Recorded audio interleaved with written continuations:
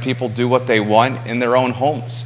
But he also has a lot of common sense when it comes to schools, we will be talking about today, when it comes to land use, when it comes to zoning, when it comes to taxing citizens who are already stretched to their limits in a time of ridiculous inflation and obscene credit card debt. All these topics, including the Amy Lawford, Kellen Squire, brouhaha, the Creed Deeds, Sally Hudson tussle, the Bellamy Brown, Dave Norris, Katrina Carlson battle, and more. Give the show a like and a share anywhere you are watching. The program will start in a matter of moments on Friday in downtown Charlottesville, which in a lot of ways feels like the epicenter of craziness in our world. And this is a man who loves this community dearly. J-Dubs, how you feeling, homie? Good. Feeling good? Should we rock and roll? Yeah. Quiet on the set.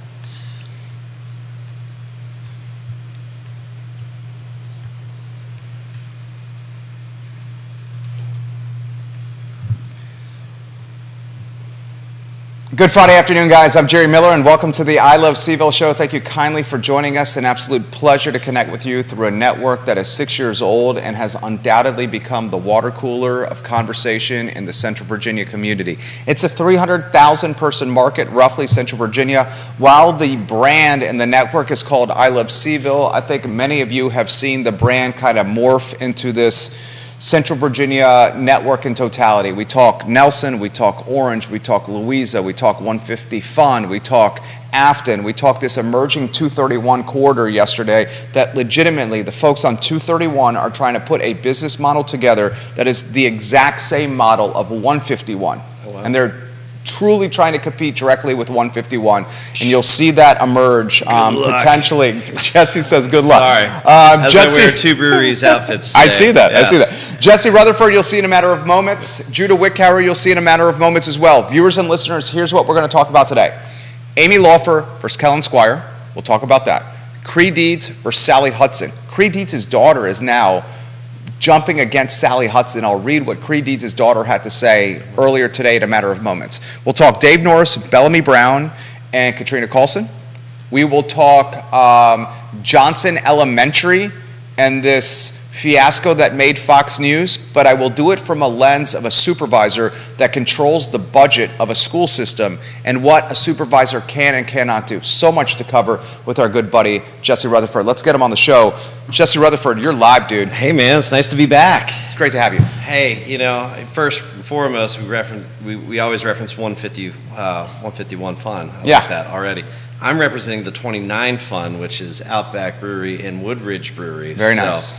FYI, you got an extra competing factor there for this next group. I like it. Woodridge, one of our favorite breweries. Yes. Maybe the only brewery in Central Virginia where you can crack peanut shells and throw them on the ground and see the owner walking around barefoot inside. Yes, 100%. Probably the most authentic farm brewery in Virginia. I definitely would reference that. I truly agree with that. All right, Jesse Rutherford, before I ask you some questions, my friend, the show is yours. What is on the mind? What's been tickling your fancy? You know, it's been really interesting. Of course, we watched the Fed rates not go up. There's a few other factors economically, you know.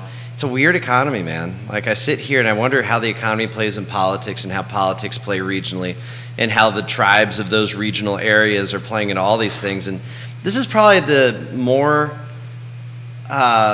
fuzzy outlook that I've ever had because nothing makes sense, you know. Of course, when we had COVID, literally nothing made sense. You know, here we are with still a real estate economy where, you know, costs keep going up. You know, for the first time in my life, I've now started seeing $2,000 a month homes going for rent in Nelson County. $2,000 a month? $2,000 a month. And, you know, that number's never existed for long-term rentals. We have a lot of different factors coming out. You know, transient occupancy tax for the first 6 months in Nelson County was $1.5 million. So I guess that probably would just actually be a January through May compared to a couple of years prior where it was only $500,000. So a lot of really fun opportunities there, and there's a lot of fiscally responsible ideas that we'll have on the books coming up in the next year or so and see what we can do. How's the health of Nelson County? Health of Nelson County is really good. Okay. You know, Livingston is starting to get some more businesses coming in. We have a new restaurant looking to come that's going to be coming in, Eddie's. We got a whole bunch of opportunities as it relates to other small businesses that will be moving in.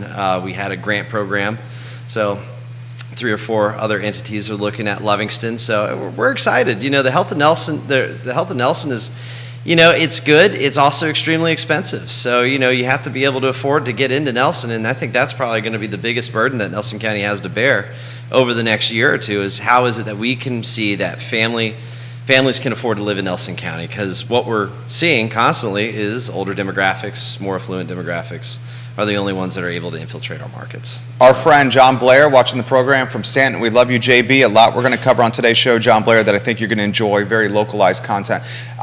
Characterize or put into perspective Nelson County's real estate ecosystem as it applies or does not apply to Charlottesville and Albemarle County. I'll give you 2 tidbits here. Okay. Albemarle County earlier this week, in fact, John Blair gave me this tidbit. Only 2 lots for sale in Albemarle County under 1 acre. I believe it. In all of Albemarle. Yeah. Keith Smith let us know median price of real estate 2015 in city, early 2s, mid 2s, all the way 450, 475 now. Wow. Massive appreciation here. 100%. How does that drive tailwinds to Nelson? So, yeah, I mean, that's always a massive factor. We talk about all the time how the urban ring of Charlottesville impacts the real estate value of all the counties around it. Nelson County is a place you want to eat, play, and have fun. You know, we have that wonderful reputation. We have 5 rivers, so if you're an outdoor person, like you have all of the opportunity in the world in Nelson. So if you find yourself with a 6-figure job working at one of these DoD entities over here, and it just so happens that you work from home 3 out of the 5 days of the week, and you make a healthy 6 figures, well, Nelson County is a really great place for you to live and raise your 3 kids, and also have the opportunity with that job to maybe choose different opportunities for education, such as homeschooling, private schooling, public schooling, whatever those options are, because we have such great internet access in Nelson County. Here's a fun statistic and this is rough numbers, and I was just learning it from Firefly. I believe with the amount of households that are connected to fiber, I believe it was like 350,000 homes or entities have fiber access in the state of Virginia. And in Nelson County, it's close to 5,000 homes that have access. And what percentage that lays in fiber access in our community is just absolutely astronomical. Like, it blows our mind. So we're ahead of the game on that. And how does that impact real estate?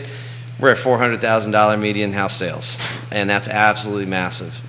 It's a sad saying, but if you want to work in Nelson County, we say you got to move to Amherst to work a Nelson County job.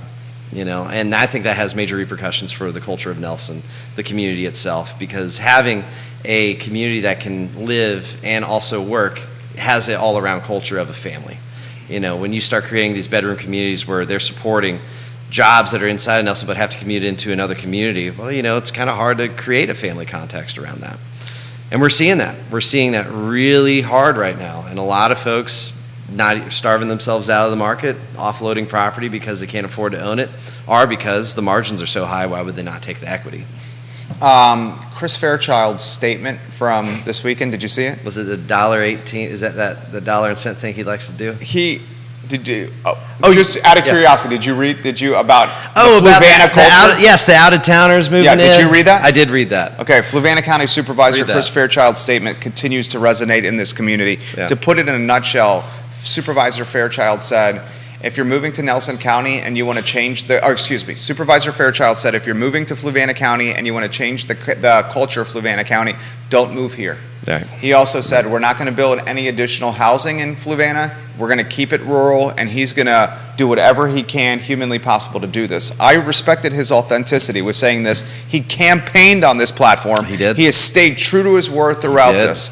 What did you make of Supervisor Fairchild's Facebook commentary that's gone viral? Well, of course, I love Chris, right? Me too. And you can't not get along with Chris. Chris is the man. And I think Chris is one of those individuals that you can disagree with and agree with and have a healthy conversation and love each other at the end of it. You know, I think when we look at the context of Fluvanna, I mean, it's on the 64 corridor. it's getting the pressures of the Louisa spillover, the Richmond spillover for that more rural context, and it's starting to infiltrate into that market. You know, we can sit here and say, hey, let's stop housing. Well, at the end of the day, you aren't necessarily hurting the individuals that are trying to get in, because they're going to be able to get in no matter what. Hate to say it, like, rich people will always find a way to buy land, to build a house, to get access to something. The people who have the most pain and suffering are your middle and lower income demographics that can no longer either afford to live there or to participate in that market itself. You know, I would easily say for every home that's built on the 151 corridor, I could probably point out 2 homes that have depreciated themselves completely out of the market on the other side of the county. I'm talking about working class homes that nobody wanted to rehabilitate or maintain or even purchase. So they just depreciated themselves out of the market entirely. So what does that do? That puts pressures on the entire economy. And now your standard is, 2,000 square foot home in Stony Creek, which is driving our real estate values up even further. I definitely respect that sentiment of that first part where it's move to our county. Don't sit here and try to change our culture because you were upset with where you were.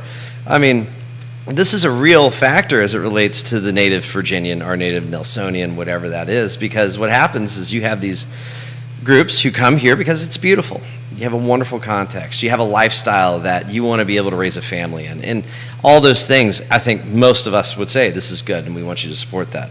And then they start adding in these other contexts that you're like, man, wait, what do you mean we had to raise taxes to do that? Wait, what do you mean? We were doing just fine 20 years ago. Why do you need that now? And I think those are all very realistic expectations and questions to ask. Like I said, on the other side of that, housing itself is not immediately a detriment to that individual coming in. It's a detriment to the people who are trying to stay. Jesse Rutherford on fire. Our buddy Deep Throat on Twitter, he's our anonymous commentator, Awesome. Says, man, I wish Seville City could have people as sharp as Jesse Rutherford serving on the dais and on council. I got so much I want to cover. Viewers and listeners, you can ask Jesse Rutherford questions. You can give him props by putting your comments on social media in the comment section. Our software then aggregates them, and I will pass it along to Jesse live on air. I want to talk what everyone is talking now, at least in Charlottesville, now Morrow County, Johnson Elementary, Pride Month. And one particular outing during Pride Month on the playground at Johnson Elementary in the city of Charlottesville, parents or someone, we don't know who it is, videoed children. How do I characterize this? It was a curriculum that was LGBTQ focused. Yeah. They had an alphabet that they were reciting that was tailored to LGBTQ thematics. Students, 2nd, 3rd, 4th grade, either talking into a microphone or listening from other students recite the LGBTQ alphabet. This video gets to Rob Schilling, we know Rob Schilling is very, very right. Rob Schilling produces the video by slapping on the Johnson Elementary logo, the Charlottesville Public Schools logo, and then Rob has the brilliant idea, and I do that a little bit sarcastically, of putting his name and his logo and his URL and his business all over. Follow me here. I don't know what you were thinking here, Rob. Then this produced video gets in the hands of a producer at Fox News. Yep. It airs last night. They continue to talk about this LGBTQ curriculum and this video that Rob Schilling produced throughout the news cycle today. Yet again, Charlottesville, Virginia has made the national news. I want Open Edit to start. What do you make of it? Sure. So I did take a chance to look at that video that you were referencing before we started. What a shame we've politicized our school systems the way we have, right? You have, the left side of things trying to gravitate things and put ideologies in. These are 3rd and 4th graders, right? Like I know my cognitive ability was not past the slide and swing set. I truly could not comprehend much beyond that, and long division was hard for me. Truth be told, indoctrination. It truly, you sit here and it's, yeah. Do you think that was indoctrination? I would sit here and when I don't know what the context of that class is or whatever that was, but when you have students and you're asking them to sit here and regurgitate, that alphabet, whatever that was, of LGBTQ plus, you're going to get some kids who, do they truly understand everything that's going on? I mean, these kids' brains are still developing. They're trying to understand the context of being a child. How is it that they can read and write and add and subtract? I mean, these are real scenarios in life. And for that, man, I, as a man who's always erred on the side of libertarianism and freedom and two consenting adults do as they must, I died on the Hill defending Deborah Riggleman when it came to the gay wedding challenge, because I do believe that individuals have some autonomy to themselves, especially at the age of 18, 19 years old, like two consenting adults. So when we completely agree with everything you just said. When we get to this context and we start bringing children into this, it's like, wow, guys, this is real. You're influencing things that they don't understand. What does this mean in 10, 20 years from now when we're trying to explain why we did what we did then? And it's real stuff. I 1,000% agree with everything you just said. Yeah. Now I want to he just commented there as a citizen. Yeah. Now I'd like to take a role, and many people are saying amen. Mm-hmm. Like Carly Wagner is saying amen. Yeah. Bill McChesney's giving you props here. Keith's saying go Jesse. We just saw Keith Smith. What could someone do as an elected official? We know the school board runs the schools. Right. We understand that, say, a city council in Charlottesville has little autonomy over Charlottesville public schools. They're siloed that way for a reason. The one level of autonomy or the one mechanism of autonomy that council may have is funding. Right. Council allocates the funding to the board. The board does what it wants with the funding. Walk me through what you could do as a supervisor here, because first off, would this fly in Nelson County? The second question is, if this was done at an elementary school in Nelson County, what would be the response to you as the supervisor from taxpayers? Yeah. When we're looking at that, again, and just to look at the Johnson context, we're talking about elementary school kids, right? Like these are the youngest of the young who are, at the very forefront of their life. I could not fathom that happening in Nelson, at least in that context of whatever that was, where you're having them define and recite in public in front of entire classes. I definitely don't see that ever happening in Nelson, and I would not want to necessarily see that in Nelson elementary schools. I mean, we do not need to politicize that level. We do not need to have part of that. I think, you get to the high school context, there's definitely some cognitive ability to where you can have those stances. I remember growing up as a kid, we had I was homeschooled, so I have to remember it was like I believe it was the Gay Student Alliance or whatever it was, and that was a really big deal because there's a lot of kids who were part of that community, and of course I believe that my friends who were in that should have had the freedom to be who they were thinking and being able, because they're 100%. 15, 16 years old, they're able to digest these things and bring up opinions, and of course we had that rebuttal from that other side of our community, and it was not pretty. It was not a good thing, and I believe that entity had the ability to do what they were doing. But elementary school kids, why are we going after like the youngest of the young, right? They can't even sometimes define what 3 + 3 is yet. And we're going to ask them to figure out the nuances of sexuality. Like, why are we sexualizing our elementary school? My God, like this is just, horrible. What could you do as a supervisor? So let's talk about that, because you have multiple options. And I would first say the first thing is at the ballot box.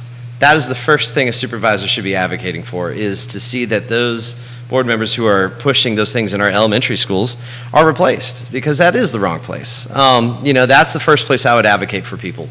As it relates to the second, there is some discussion that can happen as it relates to funding. Whether that's hey, what in the world is going on? Why are we doing this? I definitely don't necessarily advocate putting teachers' pay at risk over an ideological situation, but it is a real factor, and you can ask that question of your school board and say, hey, seriously, like, answer this. Why are we doing this? There is a good reason why cities and jurisdictions have the freedom to monitor that budget. If we weren't supposed to have that responsibility, then the state would never have given it to us. Why? Because there's checks and balances. And in our context of the republics that we have, we should support those checks and balances. Dude, I love this guy. And that Keep goes going. around not just from there, but just anything fiscally responsible. You should ask those questions. And, that requires making sure that we have a majority of whatever entity you have when you start asking those questions. But, yeah. Have you ever heard or seen of, say, a group of supervisors or a group of counselors ever leverage funding for schools, like keeping the money in escrow account before allocating it to the school boards to demand change? Another good example of this is, say, Albemarle County Public Schools. Right. Dude, they still haven't figured out the bus driver issue. Yeah. Like, this thing has been going on for 2 years. Yeah. Like, they don't have enough bus drivers to get kids to school on time. Right. So the kids in Afton, Albemarle Afton, Yeah. are showing up to school 90 minutes late every day, dude. Every day. Every day, Jesse, they're showing up 90 minutes. These kids are missing a period and a half and Yep. have been doing it for 2 years. Wow. I mean, Wow. like, and it doesn't even, how do we solve this if it's Superintendent Dr. Matthew Haas? I Yeah. got an idea. Pay the bus drivers more. Yep. And then you could get some more bus drivers. Yep. Have you ever heard of school funding being leveraged in any capacity? So in some county governments, you might have certain programs where the county pays for it directly. So in Nelson County, that would have been our nursing program, i.e. nurses in the school system. We wanted to make sure that those nursing jobs were preserved. So what did we do? We made sure that we had a separate account that paid for those things directly when those things came due. Now, you don't want to start getting into the business of then all of a sudden you're paying directly the salaries of bus drivers and then or reimbursing, whatever that might look like. But you can have that context. I remember, I think it was down in Bedford and Campbell County where there was some hyper-ideological stuff as related to that in the school system, and there was a lot of strong conversations about the budget, and a lot of that was offloaded. But, I definitely think the school system here does have could see that as a repercussion potentially. I mean, we're also past the budget season now. We are. So it might be a year before that happens again. This is bananas, guys. It's literally on Fox News, I've been told, all morning long. I believe it. All morning long. How about the... And elementary school kids, man, these are innocent. Dude. They're not Democrat, they're not Republican. Their faces were shown on a global news network Yes. without the parental permission, without them even knowing. Yeah. I mean, they took political stuff and threw it on to the youngest of the young and made them be part of that. Shame on whoever did that. I mean, truly, the person that orchestrated that and thought, hey, let's do this, put it in public, and a bunch of third graders who have absolutely no concept, really, of sexuality and where they are, they should be fired. I mean, I don't know what and who is running that, but the principal of that school needs to have a really long, hard conversation. And listen, I support that community, as it relates to them having the rights as consenting adults. But you know what? That starts at the age of 18, and you can go decide, what you want to do, and you want to be a consenting adult, go do what you want to do. But, man, third graders. Third graders. Do you think, a lot of stuff to unpack here. Should videoing be removed from school grounds? I made that comment, and here's another follow-up for you, and I'll get out of your way. Okay. I made that comment on social, and then a lot of folks are like, no way, we want to see what's happening here, especially if it's public schools. Yeah. And then other folks have said it should be like police wearing the body cam on their person. Right. We should have a camera in all the classrooms to make sure the teachers in the public schools are doing right by our kids. And then I countered that by saying, would you trust Dr. Matthew Haas's infrastructure with millions of hours of live footage of our children? And to protect it with all these pervs and hackers online being able to get it and manipulate it? Oh, and just look for children in traffic then. That's what I'm saying. Yeah. Then all of a sudden you're allowing them to get control of that. Man, that strikes multiple. I don't know if I'm the right person to figure out how to answer that. You're a sensible guy, though. But, there's some level of responsibility and a check and balance where I know that, students should have some level of right to record when they're living in those moments, right? They have that autonomy in my mind to record those moments that might be a positive interaction, a negative interaction, but, Yeah, that's so true. Someone took a video of that and put their kids' faces on blast on national television and Global television. global television. Yeah. Without permission. Without permissions. And I've got to say, the other side of that is you're part of a government system. I mean, public schools are public schools. You have the ability to record. It's probably a First Amendment level to that, at least in the public spaces. Man, dude, comments are coming in fast and furious. Jerry, Warren County is, this is from Carly Wagner, Warren County is calling for cameras in all classrooms now, as 2 teachers were just fired for physically abusing kids. Seeing She that? also says the Virginia School Board Association is the one pulling the strings behind the curtains. They claim to be nonpartisan, but they really are a progressive political action group. When a person is elected to a school board, they are expected to sign an agreement that they will vote in the interests of the Virginia School Board Association. Yeah. Many folks don't realize they do not have to join this group. My sister is on a school board, and it was a big issue when she said she would not sign the Virginia School Board Association pledge and would act as an independent representative of her constituents. Yeah. Anywhere you want to go on that? You know, that association itself has definitely weaponized a lot of things over the years, over the last 10 years. Some of it has been good. You know, advocated, if I'm not mistaken, they did advocate for school resource officers in a lot of the schools, especially when a lot of the school shootings were happening, and you know, advocating for school safety is a critical piece, and I believe those entities can do that. They also can get caught up in these things where it's like, I mean, if it says in there that, you know, 3rd graders need to do whatever Johnson Elementary just did, then man, I wouldn't be part of that association. Like, you know, how much of the bad is outweighing the good of it? I mean, that's ridiculous, you know. Comments, put them in the feed. We have a lot of people watching the program, guys. If you have comments for him, let him know. This is arguably the foundation of how Glenn Youngkin got elected into the governor's office. Oh, right. Especially when, yeah. I mean, McAuliffe just gave, that was almost a gift. It was a gift. Because you know what makes a lot of people mad and a lot of parents is when you look them in the eye and you say, you have no say in how your children are educated. That is probably one of the most idiotic So stupid. statements a person could ever make. And yes, of course the mother and father have a say in how their child is educated. Of course they have an opinion as to what things are important, what things aren't. And I think most Virginians agree that sexualizing our schools is not part of that agenda in the family context, or having kids, you know. These are 3rd and 4th graders. I mean, I don't know how much more innocent we can get. What, kindergarten? Like, I guess that's as low as we could have gone, and then had, you know, yeah. Unbelievable stuff here. Jesse Rutherford, Supervisor, Nelson County. Let's talk politics. Yeah. Amy Laufer against Kellen Squire. We have 2 I tell you Democrats. what, Twitter was on fire. Oh my God, man. dude. We have 2 Democrats, Amy Laufer and Kellen Squire, that legitimately are trying to take down the Democratic Party. This is mudslinging and a microcosm of mudslinging. This is one step, all right, maybe a step and a half above a local race. Yeah. We're talking literally a step above city council. And these 2 people are fighting tooth and nail as if it was Trump versus Biden. Yeah. I mean, yeah, and the mailer that went out. Yeah. Oh my God. I got that mailer. Do you? Yeah. Yeah, and then she doubled down, triple down, quadruple down, and she's running television inventory ads on the foundation of the mailer. Of that. You know, it's kind of, it is actually truly sad to see that between, you know, of course, I'm not participating in that primary as I'm of the conservative persuasion, but, you know, I actually thought both of those individuals in the beginning were, okay, this will be kind of a cordial thing. We're going to see how liberal someone is from Albemarle and Charlottesville, right? That's where a Nelson County person's brain chemistry went with that race. And, you know, I've met with Amy before, and I had some good conversations about housing and, you know, the context of transient occupancy tax and short-term rentals and the impact of housing supply. We had a really great conversation about that.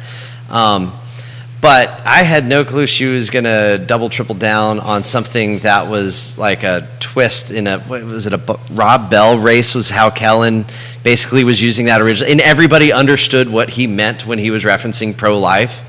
I mean, you know. She took it out of context so much. She took the mailer, highlighted the paragraph from the blog post, blurred out the paragraph above it, blurred out the paragraph below it, and tried to pass it on as truth. Yeah. Is that dirty politics, or is that expectation 2023? Unfortunately, that's how the game is played in politics. I hate it. I hate every ounce of it, and how people want to play games against each other, personally, politically, whatever that is. But I did expect a little bit of more tact from especially Amy. Who do you think is going to win this race? Um, What's your crystal ball say? I have to look from the Nelson context because I only know the Nelson liberals who may indicate where they're leaning, and it's a portion of Nelson. Correct. Yeah. It is the kind of the portion that butts up against Albemarle. Right. So those voting precincts there. So I would suspect that Kellen's got it. I think Kellen and Jude, I don't know what your thoughts are. I think Kellen is a slight favorite because this is backfiring on Lawfer. But I think it was flipped because I think it was a Lawfer win. Dude, I thought Lawfer was a slam dunk I until this. thought Lawfer was an easy win, and then this happened, and there's a lot of her supporters in Nelson that just kind of were like, this is pretty distasteful. Yeah. And I don't know how much forgiveness might happen between here. I mean, what are we talking about? Election days on Tuesday? Yeah. We should do a show on Tuesday. We should. We will be doing a show on or Tuesday. Wednesday. See how that looks. But yeah, no, coming up on that election, I mean, I truly think it's probably leaning in his direction after that, unless somehow she's been able to preserve her core support group and hasn't dissuaded a lot of individuals who are going to be going to the polls on Tuesday. Do you know what the early vote is? I was just thinking about that. I don't. We could probably find that online. I know it's some of the best performing in the state of Virginia, which when we get to the next race. Can you find any early vote totals, J-Dubs? At least in the Albemarle show. Yeah, for some of the, that would be amazing if you can. Yeah. Bill McChesney wants us to talk Sally Hudson and Cree Deeds. I promise we'll get to that. I want to highlight some of the viewers and listeners watching. Janice Boyce Trevelyan, hello, welcome to the show. Nelson County is on fire right now. Rick Buffington is giving Jesse props right now. Ginger is giving Jesse some props right now. Toya Johnson, hello, welcome to the program. Thank you kindly for listening. Evidently, multiple folks are watching the show at the Blue Mountain Barrel House right now. I didn't have a hat, guys. We love the Full Nelson Blue Mountain, and thank you kindly for streaming our show at the Barrel House. Tell Taylor Smack I need a new hat. Taylor Smack is the owner of South Street in Blue Mountain. Yeah. I'll throw this to you here. Okay.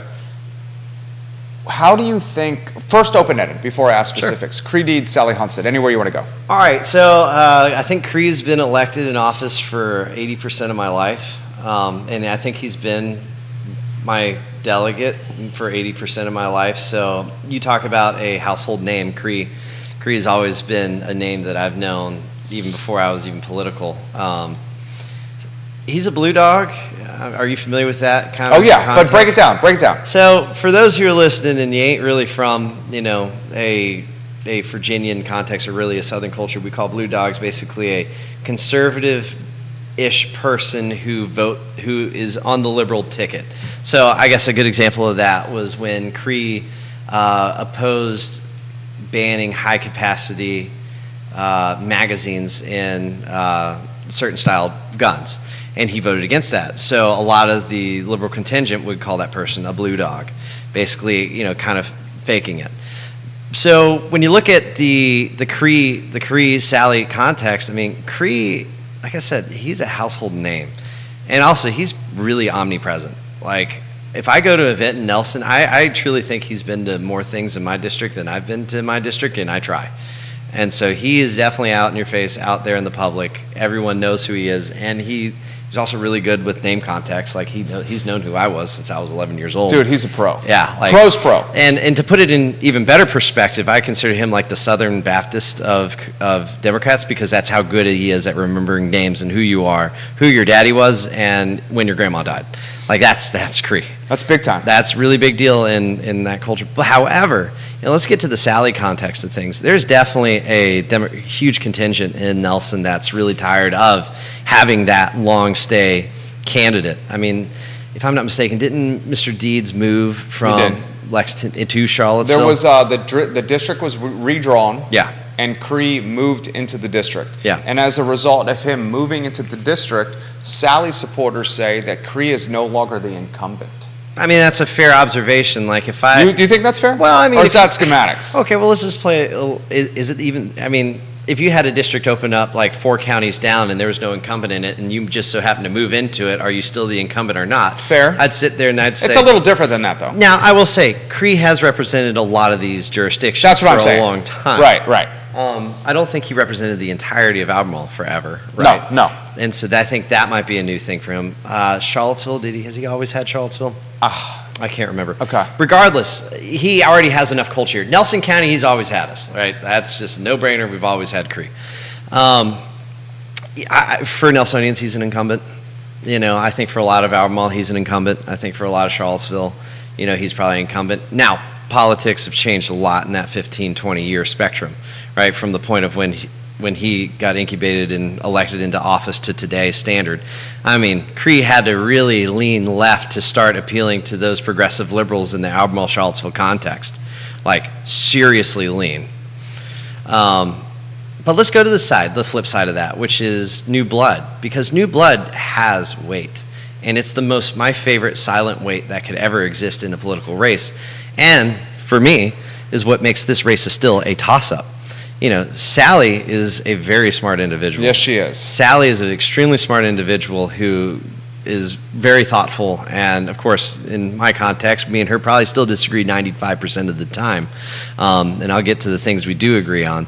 But Sally can play the game. Sally's well-funded. Yeah. Sonia Smith. Yeah.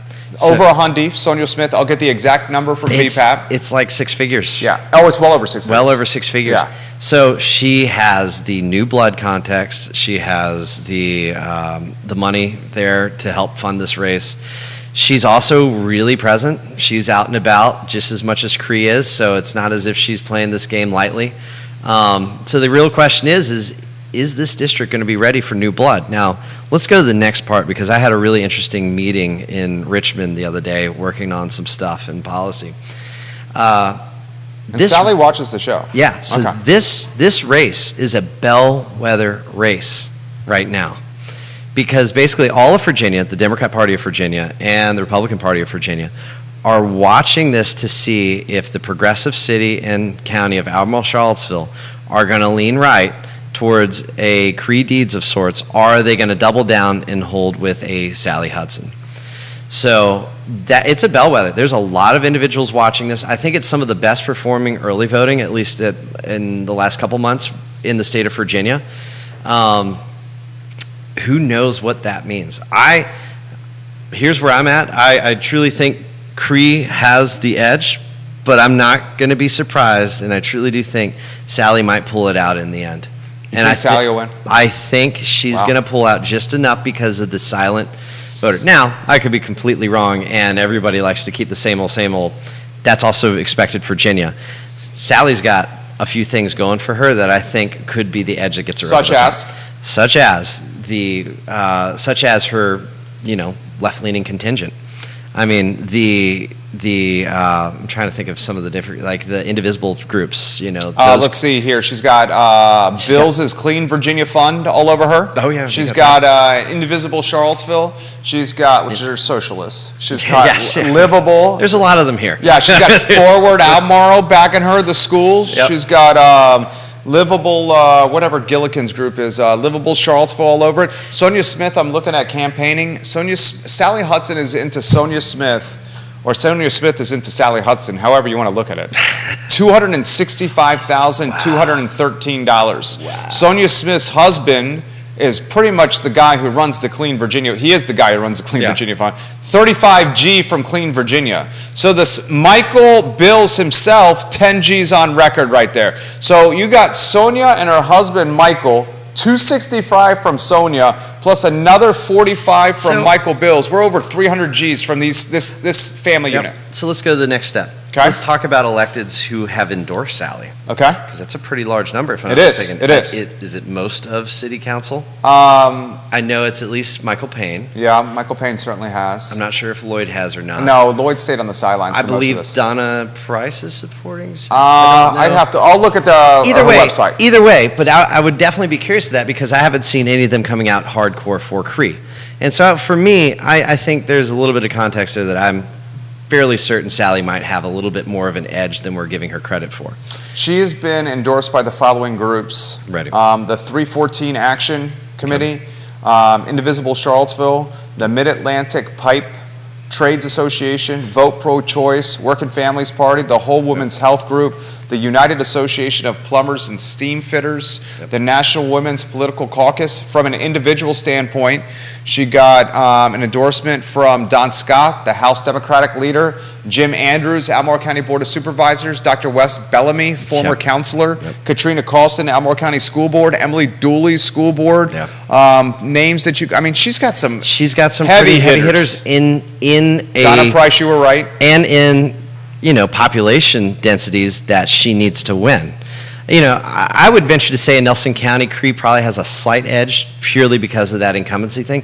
But she's done an excellent job at chipping away some of the harder core left-leaning individuals who are very vocal and out and about. There's also, she has a lot of appeal from, women and women's rights from their context.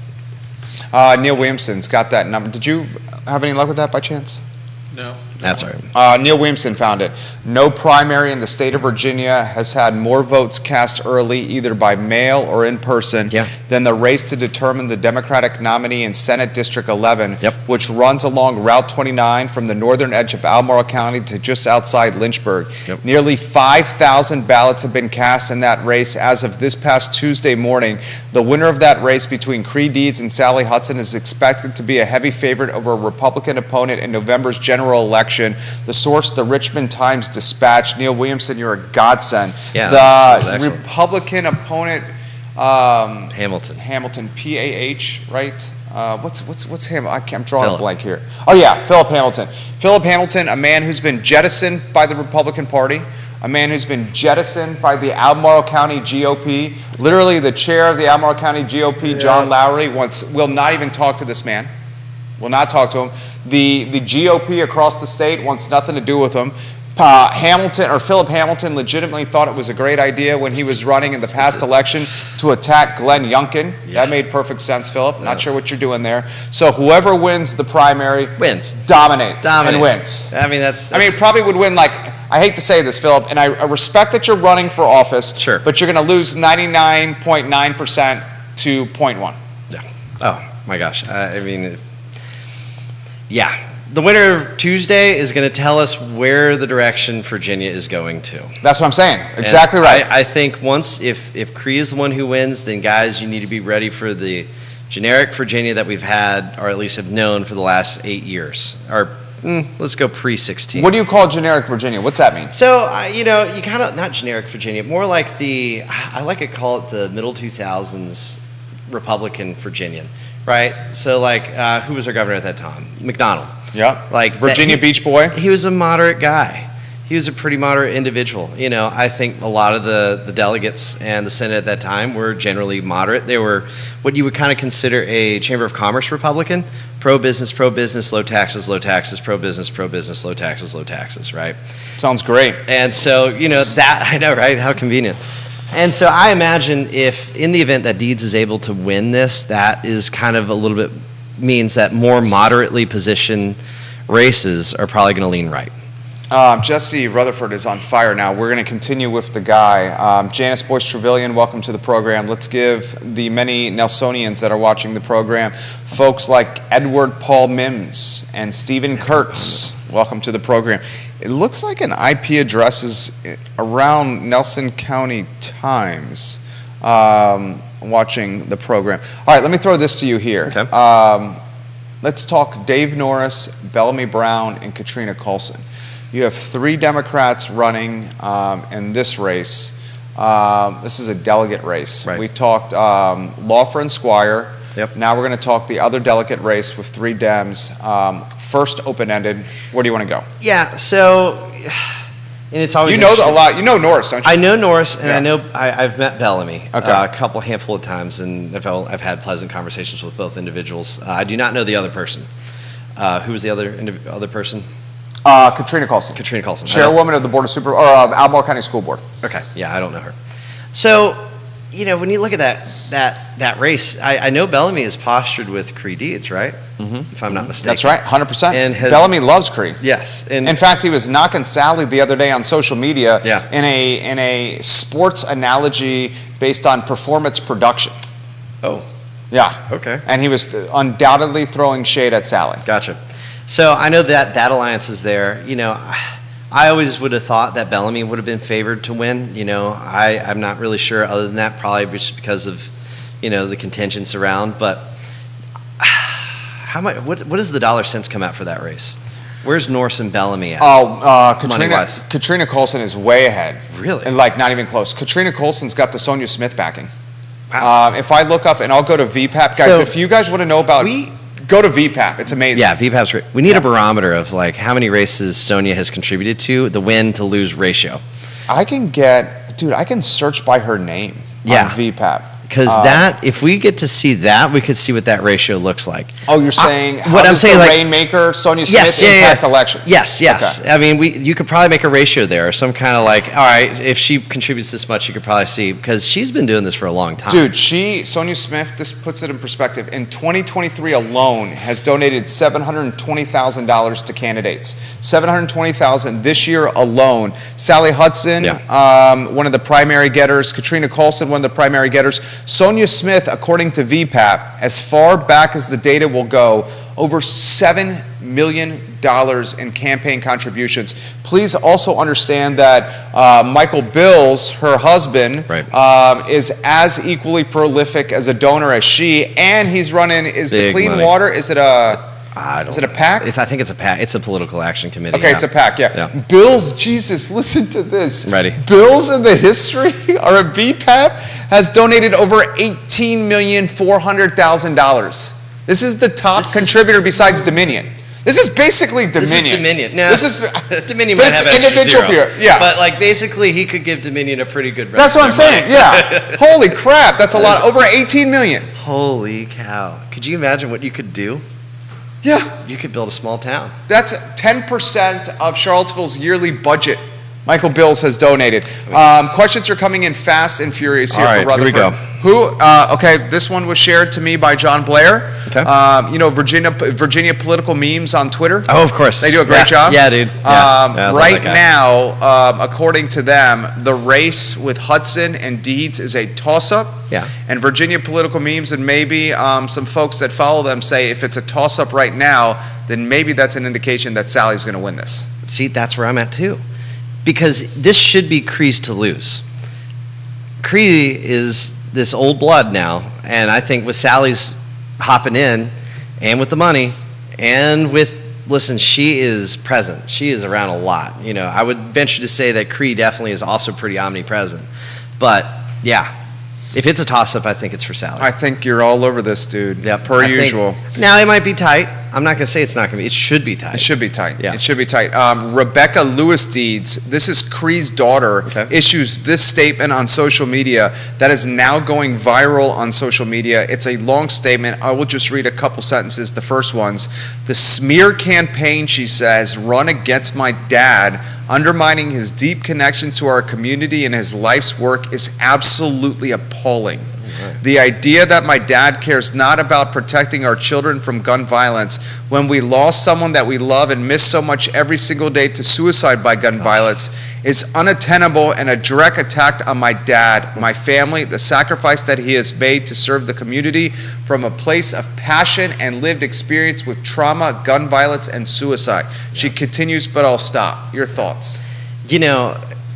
We can all go back to that moment for Deeds and his son, and man, that was some hard life stuff. And Deeds has certainly done a phenomenal job as it relates to the mental health world, and the issues that he ran into with his son and how he wanted to enact change. And I would truly say, as it relates to that, there's no better advocate than Mr. Deeds. He has that personal experience, and that's a hard one. That's a real life one. Here's the thing. I have found, if you ever feel like you've been attacked politically, one of the best things you could ever do is say nothing. Why? Because when you respond, a lot of times you are giving them ammunition in some level of truth to that. And I'm assuming she's referencing the mailer that Cree cited on the side of high-capacity magazines, assault rifles is what Democrats would call them. I don't think that is near in comparison to what Lawford did to Kellen. Would you agree? I think that is nowhere close. Nowhere even remotely close. And I think Sally, and I have to speak from that liberal context, I think if you put it on those lenses, Sally, I think she made a good political tactic. I mean, because they're facts. Those were real votes, and those were real situations. And I don't think that necessarily demeans the mental health experience and her brother and all that. But I do think that in a way that mailer did have some value, because in this area, I mean, there's definitely a huge contingent that's against high-capacity weapons. Absolutely. AR-15 platforms. And Cree did vote in support of it. So from a conservative's perspective, man, that's awesome. Good job, Cree. But from that liberal context, that's a pretty serious thing that he has to overcome. Questions. We're trying to get to as many as possible. Right. John Blair, does Mr. Rutherford perceive any connection with Lynchburg any longer? For a while, the southern Nelson County region used to have more connection with Lynchburg. However, it seems in the past 20 years, Nelson County has truly become more and more integrated into the Charlottesville region. Furthermore, please tell Mr. Rutherford they are doing a hell of a job in Nelson County. Yeah, we are. Thank you, sir. So culturally, good question. Nelson County is split in half. So Livingston is truly used to be a staging point, because it was basically the middle between Charlottesville and Lynchburg.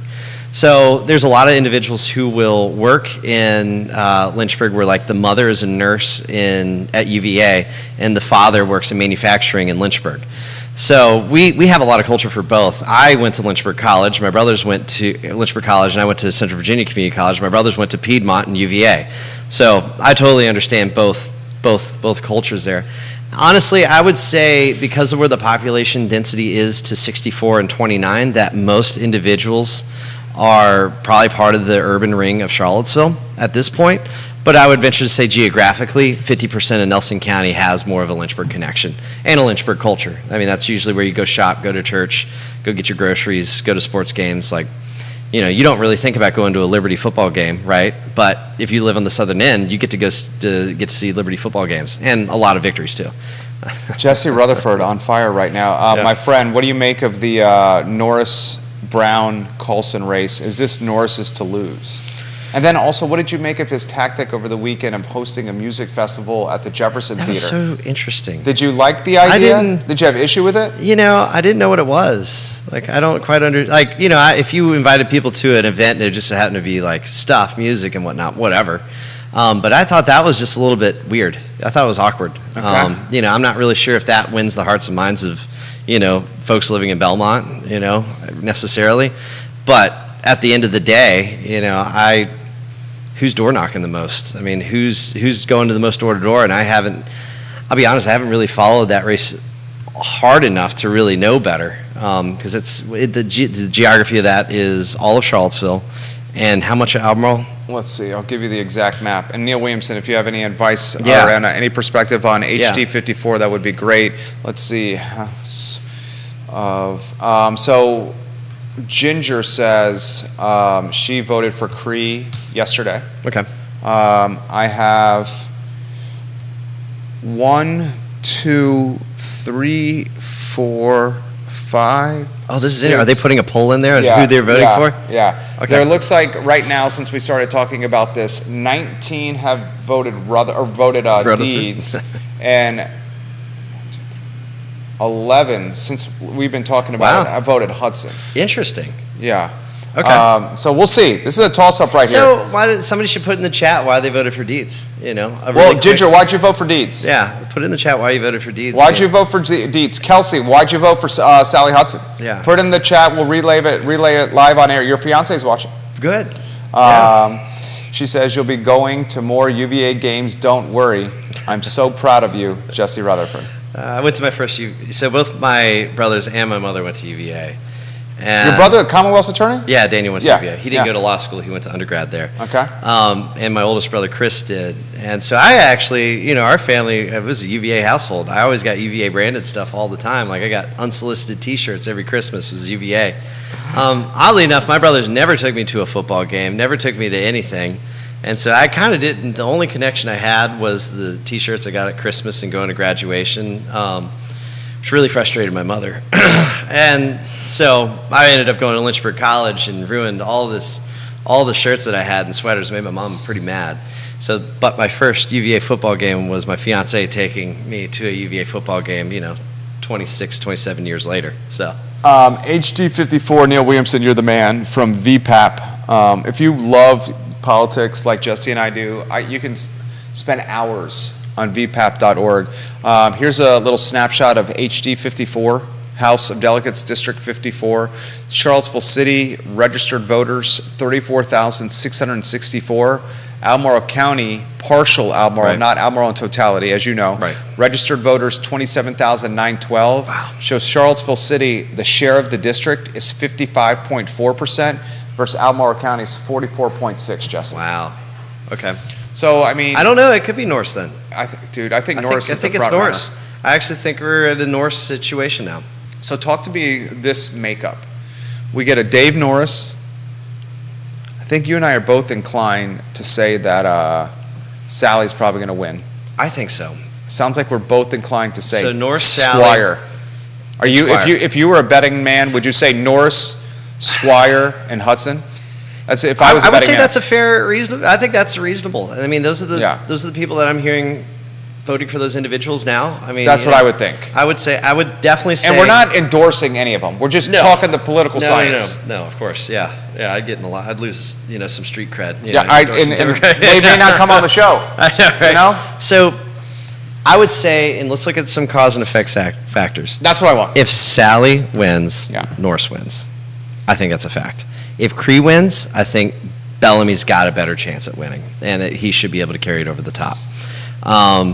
Interesting. As it relates to the Lawfer-Kellen context, I don't think the state. I think that is more isolated from the Deeds Hudson race than. I really do think those are two separate groups, right? And I actually think that Kellen's just going to win it over the top, just because he didn't sink his boat, a few weeks right before election. Multiple people have just said what you said earlier in the Yeah. show. For example, Ginger, Thomas, Spencer, Yeah. Brian, and Stefan have put the comment in the feed. If we have to vote for a Democrat, we'd rather have the blue dog. Yeah. No, I believe that. God, so much is coming in so fast. 3 spots on City Council, Charlottesville up for Oh grabs. yeah, let's talk about that. Michael Payne, who you know. He's going to win. I think Michael Payne will be on there. Lloyd Snook was on Real Talk earlier today. Yeah. I think Payne and Snook are slam dunks. I think that's easy. The 3rd seat is up for grabs. You have Bob Fenwick, who was Yes. a previous one-term counselor. Yeah. You got Natalie. Was he kicked out, or did he just not run again? He ran again and lost. Okay. He ran in 2019 and lost. Okay.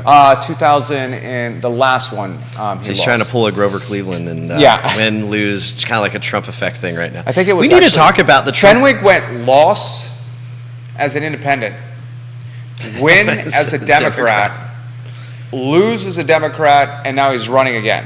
Is he running? And this is the Dem. Yeah, he's Oh, running as a Dem yeah. in the primary because Yeah. let's cut to the chase. If you're That an means you I win or an that, R, you have no already won. chance Yeah. in Charlottesville City. When's the last time an or an R has Nakaya run? Walker. That's right, she She was. was an independent. Right. And before that, Rob Schilling is a Republican. Yeah. And Schilling is in a tremendous hot water right now for that video I with mean, his employer He's yeah. at Charlottesville Radio Group. This I'll throw to you here. Okay. We both think Payne and Snook, the value of the incumbent, they're going to probably win. Yeah.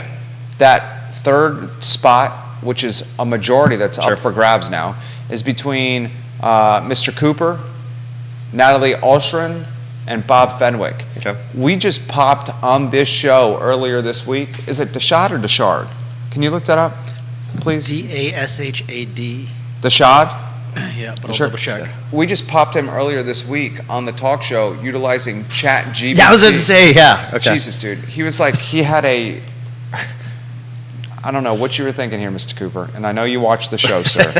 He had a Q&A that he was responsible for a voter guide with the nonprofit Charlottesville Tomorrow. Mm-hmm. The voter guide, the same questions for all the candidates. Right. Email us your answers. Do it at your own time. Yeah. All the other candidates personalized, localized, and humanized answers. Right. Cooper, you know how ChatGPT has, like, Judah's made this point, like a tone? Yes. Like Yes. there's you words could, yeah. that that normal people, Don't like say, or vernacular use- would yeah. say. Yep. And then the folks on Reddit that have a boatload of time on their hands, so much time on their I'm hands. the big subreddit guy. Okay, huge. Get in the weeds. The Redditors Yeah. guy literally took his answers Uh-huh. and then said, let's funnel these questions into ChatGPT and put the answers side by side. Yeah. And dude, it was no question. Wow. What do you make of a candidate using ChatGPT to answer a voter guide from a nonprofit in a local election? Is that sketch or not sketch, or is that 2023? When we just ChatGPT in and of itself has changed a lot of the e-commerce world and so many other aspects of life. I mean, utilizing it to write your papers, to, discussion boards online. Like I could sit here and feel, people are using ChatGPT and making billions of dollars. I'll be honest, I think society might vote for a robot's answer. I'm just saying, AI is out after all of us, Oh, God. Do you have no beef with ChatGPT for Mr. Cooper? Okay. So, one, he's the first guy I've ever heard of doing that, so I'm going to give him some props there. Okay. It's bold. Okay. It's very bold. Okay. And I bet you there was a lot of people who liked his answers, or ChatGPT's answers there, right? I bet you there was. And they didn't know it was ChatGPT, and then someone's going to say, but it was provided by artificial intelligence, and do people care?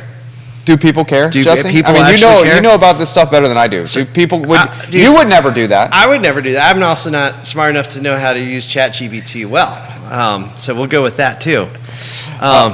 People actually might be skeptical if I started using ChatGPT and they saw that my commas and periods were in the proper location. So if I saw those answers, I'd be like, that's not Jesse. There's not 10, and I'm the kind of guy that has to use like 10 ellipses to get to a point, for effect. ChatGPT probably doesn't do that, so people would know it's me real quick. Oh, God, not I me. love this man so much. Jamie Turner, I will ask him this question. In fact, why don't I ask him now? He's Sure. the mayor of Gordonsville, repping the PEP now in Culpeper. He says, what is Jesse seeing as the price per square to build these days? Oh, my Builder grade finishes, he's talking specifically. Jamie Turner's a real estate investor. Sure. I mean, it's out of this world. Builder grade? Builder grade. Listen, man, I can build pretty standard homes, right? Tell folks what builder grade means. So builder grade. So let me tell you what that means to a generic kind of guy, and that means is it on the shelf in Lowe's or Home Depot? If it is not, and you require me to then order it, we are beyond builder grade now. Builder grade is within arm's reach of the shelf. For example, flooring, trim, doors. Basically, if I wanted to build a stick built and I needed to do it in a day, I needed to be able to procure all the materials to do that from all the stores within that moment, right?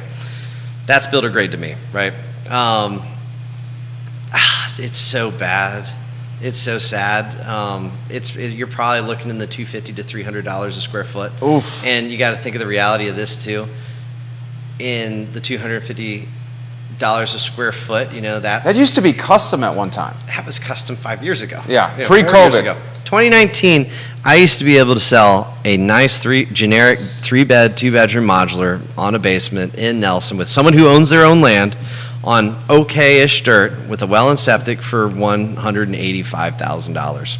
And that was a standard price, and it was great. And the clients who did that in 2019, then refied in like 21, they're stacks of paper. They're living the dream right now. Right. And now they've realized equity of 100% in 4 years. That's nice, but that's paper money. That's paper real estate money. That's real estate money, right? Yeah, it's not cash, but it's there if they really needed it. So we're going to have a different kind of recession, and it's going to be an affordability recession. So basically, think about it like this: everybody has jobs, but you can't afford bread. Go to Venezuela level, because that's where we are. I mean, my tenants, we talk about it all the time. Like, they got 3 kids going to the food line, which used to be where you got your generic stuff. It's $150 for them every time they show up. That might even be light. And that's light. Yeah, my wife and I, we have a 5-year-old and a 6-month-old. Our grocery bill is $200 a week. And and that's cutting corners, right? That's cutting corners. That's like not getting really nice produce. That's not that's getting like quarters. the nice bread, know. So it's really sad and it's really scary to see that, because those individuals are struggling at their $18 an hour wage to make ends meet. And I think that's one of the most frustrating things about the housing issue is over the last 100 years, every 10 years essentially equity doubles for that individual.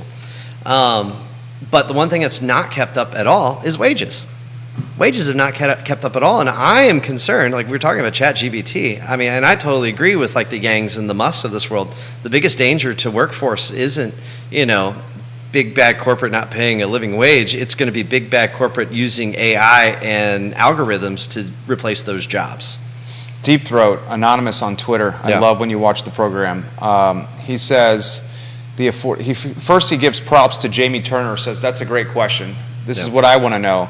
He says, I get estimates all over the map on what builder grade, what the cost is for builder grade. He says 250 to 300, not much below what builder grade existing trades for are in Seville. Yeah. He says we're a marginal cost market, QED. Then he says, affordability challenges that UVA's $15 wage cannot cover a $250 price per square for a reasonably priced lot in town. There's no zoning for it. There's no zoning. There's no inventory either.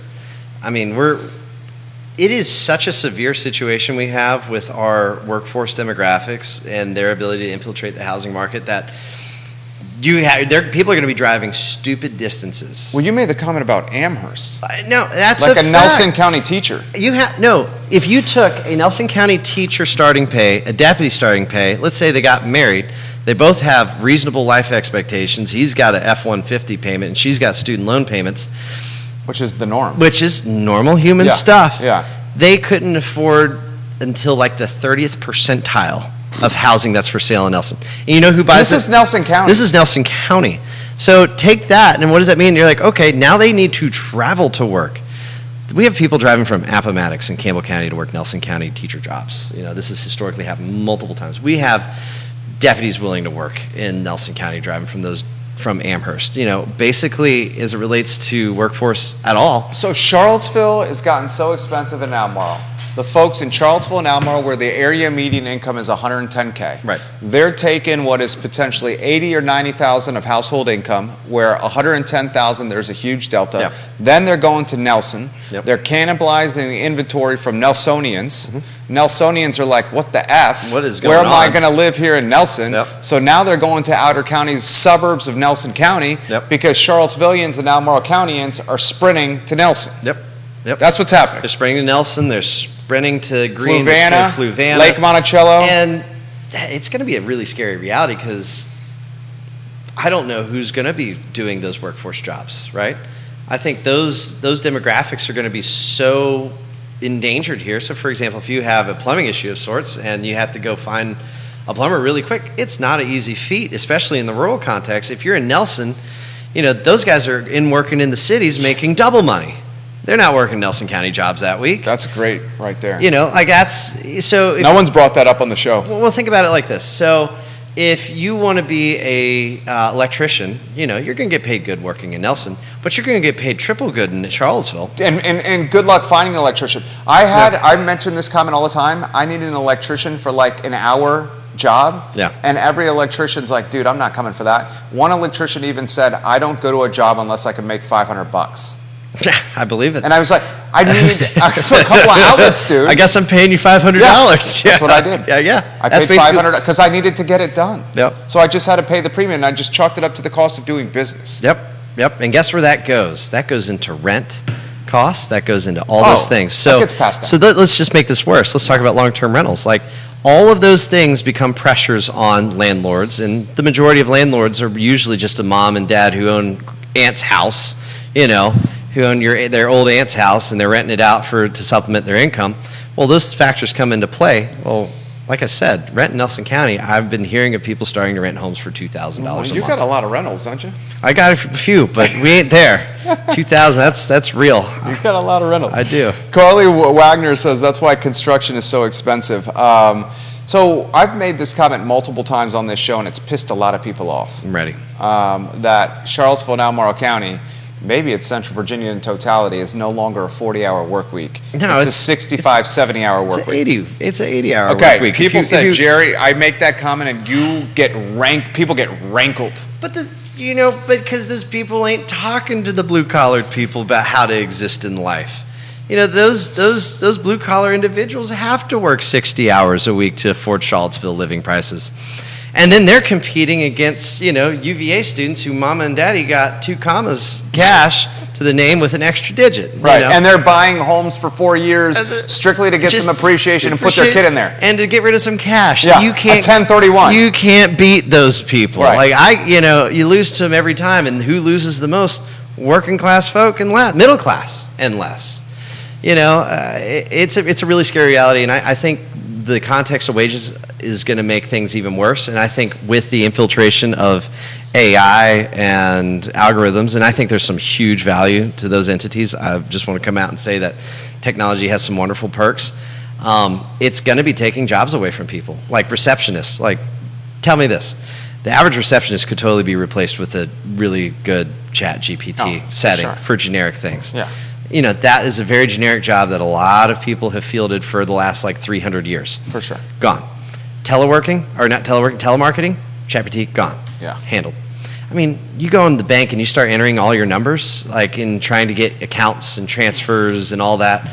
Used to call your local bank, now you just call an 800 number and you get it all straight. And one of the things that's not being highlighted, and I read an article about this in the Wall Street Journal, a lot of these jobs, and it's not fair, but a lot of these jobs are held by women. The jobs that ChatGPT is more likely to take. cannibalize are jobs predominantly held by females.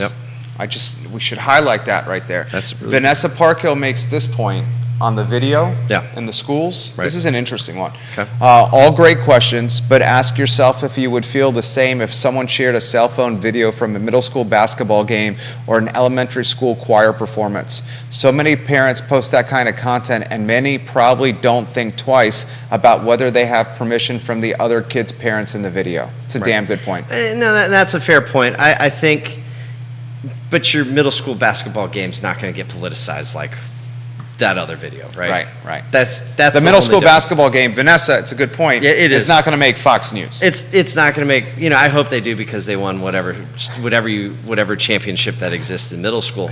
But where I would be upset is the context of the Johnson Elementary, Yeah, because Fox, I'll cut to the chase here. Yeah. This is what I would be worried about.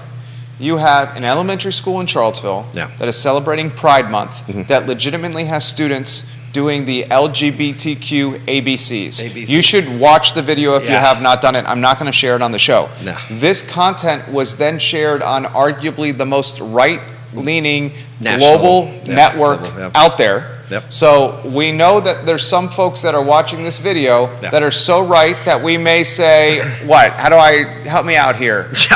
what tidbits do you Okay, want? that may take things too far. They definitely take things too far. Take things too far. Yep. And now they know where the kid goes to school, Yep. the address of the school, Yep. the teachers of the school. Oh, and the media's sitting in the parking lot right now. The media's in the parking lot right now. I mean, ladies and gentlemen, this is a cluster duck quack, quack, quack. Is it not? Oh, gosh. I would, if this was in Nelson, I'd be nothing but, scared and embarrassed. What would you do as a supervisor? If you were literally collateral damage, would you be there out to school? What would be, well, there'd be a series of phone calls to board members and principals and county administration and say, what happened and how are you fixing this? Okay. That's step one. Okay. And they need to have the ability to go figure out how they can handle that situation and isolate it best they can and apologize if that's necessary, or if it was part of their plan and the school board said, yes, please do this, then they need to figure out a different policy to do that. I wouldn't come out the gate threatening the school budget because, like I said, there's a lot of teachers there whose salaries don't need to be put in peril because a series of administrators made a terrible thing for elementary school students. But yeah, I think if that persisted, there would definitely be some very long conversations. Let's go to something else too. Please. So this is a lot of the reasons why a lot of people are not letting their kids go to public school. This amount of politicizing, right? McAuliffe did it back in his race when it got so political and the bathroom conversation. Where do you go to the bathroom and the ABCs that we were just listening to. And also, furthermore than that, it's, the danger public, a lot of the school systems have been. People wonder why people are homeschooling their children. It's because they want them out of that fight. I don't want my kids, and I don't want to see Nelson County kids have to go get politicized on Fox News. It would be my whole goal and purpose to make sure that that's not happening, that these kids are getting as a normal of a upbringing in their school system as physically possible and as safe and healthy and free and high quality. This is not helping. This is not helping them learn, how to do long division. It's not helping them, get further in society. And, gosh, let's desexualize our schools. I mean, this is just getting ridiculous, especially elementary school. Like I said, there might be some conversation you can have in the high school context. I totally think there's enough cognitive ability of a 17-year-old to have good opinions on, LGBTQ plus and, the struggles that they may have had, but not in the elementary school, not where there are kindergartners and pre-Kers who have no clue and, all they want to do is draw crowns. So You live their dream. are refreshingly authentic in a time when that is not the case. Yeah. I think any jurisdiction would be lucky to have Jesse lead. This is from Twitter. Out here in Bozeman, Montana, you get guys in the trades business Yeah. who come and live in a camper van. They park it next to the rich guy's house to get rich guy pay rates. Then after a couple of weeks of making rich guy pay rate money, they go back to the rural wilds. Yeah. And then they come back a couple weeks later. So let me tell you what's happening in a lot of the manufactured modular world. Because of workforces getting so difficult to come by, now, one of the perks with manufactured modular housing, you can get the contractors from anyone on the East Coast because it's the same kind of thing, right? So we're finding that some of the main crews to hire are coming from North Carolina, South Carolina, Kentucky, and Pennsylvania. They work 1 week really hard, and they set as many houses as they physically can. And then they go back home for like 1 to 2 weeks working on their farms, cutting down trees, and then they work hard again for another full week, and then they go back to their farm for another week or two. I mean, I'm seeing that all the time too, which is really unfortunate because you need, Consistency with labor. Consistency of yeah, labor. if you get anything done in a timely fashion. Because what does that mean? Winter's going to come around, The and they're going to be market like, changes. everyone's going to be like, I ain't working. It's 6 inches of snow. I Yeah. worked enough this summer. I'm going to hold off till March. And that's why things get expensive. That's why construction is out of this world. Jesse Rutherford. And I don't know. Yeah. We've an hour and 20 minutes in. You're a joy to interview. This is the best kind of guy to interview, guys. A guy that has a take on pretty much everything. Jesse I love Rutherford. opinions. He loves takes. All right, close the show anywhere you want to go. Anything that we should be talking about or thinking about that we haven't covered? Hey, I think we should encourage everybody to participate in their respective primaries for whatever political ideology you reside with. It's important you participate. Your participation is part of the process. I think you should always ask questions of your supervisors. I think you should always ask questions of your school board. And I think that certainly, when you're with your kids and you're thinking about your kids, just know that, yes, you do get a say in how your kids are raised. And Thank you you, do brother. get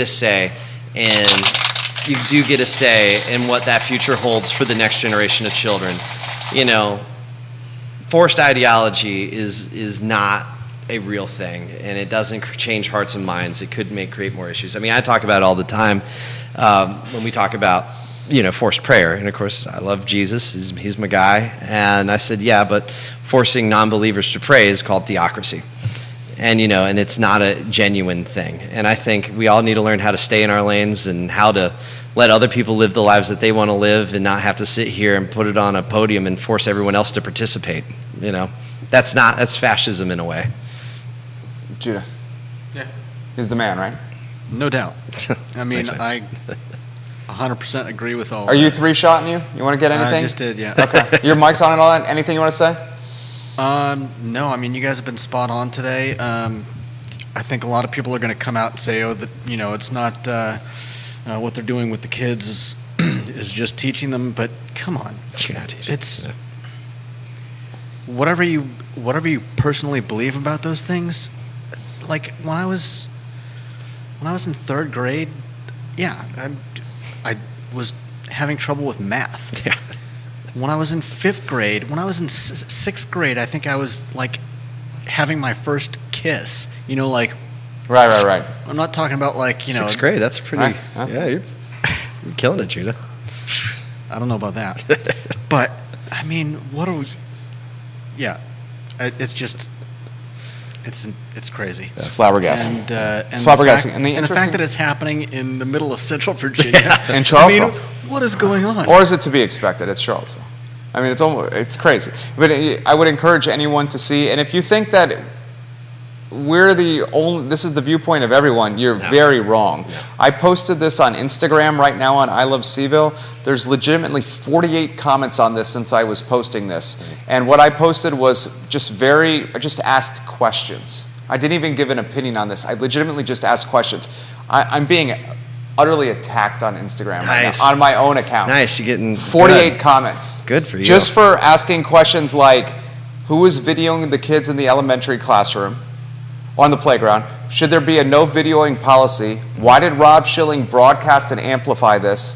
Did the parents of Johnson Elementary know that the kids had an LGBTQ curriculum? Are the kids safe after this aired on Fox News? Yeah. And should elementary age kids be learning about sexuality in first or second grade? That's all I posted. Yeah. And You're being attacked. Attacked. You're in the nice. Attacked. You're getting doxxed. Yeah. You're canceled. literally for asking questions. You, my friend, are a joy. Judah Wickower, I love this Thank you, guy. guys. We should get him more.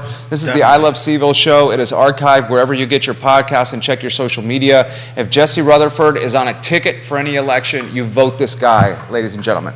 Nelson County, you're in good hands. Have a good weekend. Keep it local, and try, please, to stay sane out there. That's right. Please try to stay sane. Please stay. That's all I'm asking you to do is stay sane this weekend. We are rooting for an average weekend. We just want boring. I just want boring. Let's go boring. Just give me a boring weekend. Yeah, just give me- Thank you kindly for joining us. So long, everybody. Thank you. He's going to tell us when the cameras are off. Let us know when they are, J-Dubs. Mics are off. Yes.